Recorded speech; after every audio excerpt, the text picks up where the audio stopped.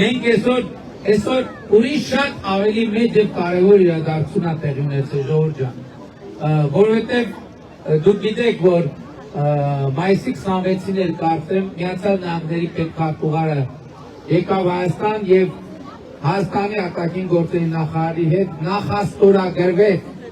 նախաստորագրվեց Թրիպ նախագծի իրագործման փաստաթուղթը, եւ այն ժամանակ հարցնում էին, ասում են ինչի է նախաստորագրվում եւ ոչ ստորագրվում, ասացի, որ տեխնիկական տեքստային ընթացակարգեր կան, առանձնահատկություններ կան, պետք է անցնեն։ Եվ ահա ուրախ եմ արձանագրել, որ այսօր արդեն հեռավար ձևաչափով եւ փաթեթները փոխանցելով Թրիպ նախագծի իրագործման Հայաստանի եւ Միացյալ Նահանգների միջև համաձայնագիրը ստորագրված է։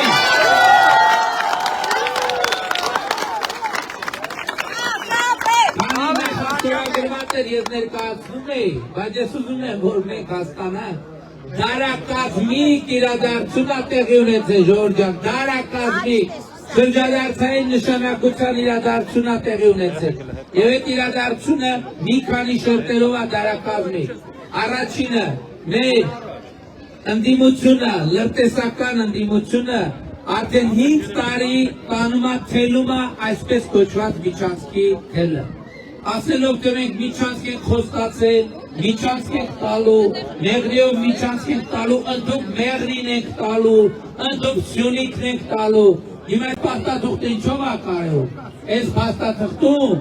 հիմա ինչ որ ասում եմ, էլ հավատալ չհավատալու թեմա չի։ Այսօր դուք կարող եք հենց այդտեղից մտնել ինտերնետ, ինչ որ ասում եմ ինտերնետում ստուգել։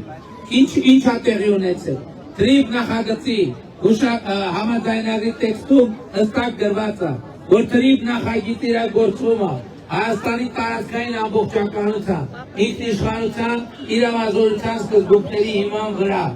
բայց որ տարընթերցումների տեղ չլինի, մի հատ էլ գրած է, Հայաստանի Հանրապետությունը պահպանում է իր լիարժեք իրավազորությունը մաքսային եւ սահմանային անցման ընթացակարգերի վրա։ Բայց որ մի հատ էլ տարընթերցման տեղ չլինի, որովհետեւ գիտեք մեր մոտ ոնց է, ասում են այսպես գրած է, այսպես գրած է, բայց գրած չի, որ երկրագունդը կլոր է, հետևաբար դա նշանակում է, որ դա միջանցք է։ Բոլոր այս մեկնաբանություններն են, որ չլինեն, մի հատ էլ տարբերություն է դրած, որի մեջ գրած է Հայաստանի Հանրապետությունը պահպանում է իր ինքնիշխանությունը, իրավազորությունը Թրիպ նախագծի իրագործման բոլոր գոտիների նկատմամբ։ Այսինքն այդ կեղծ ընդդիմության կողմից տարիներով կեղծ թելված թելը, թե միջանցքի թեմա կա, ի վերջո վերջնականապես ջախջախվեց եւ ջարդուփշուր եղավ, չի եղել եւ չկա միջանցքի թեմա։ Այնպես իսկես ջախջախվեց եւ ջարդուփշուր եղավ, տարիներ շարունակ տարվող այդ թևը, թե Հայաստանի կառավարությունը բանակը քանդում է, բանակը լուծարում է,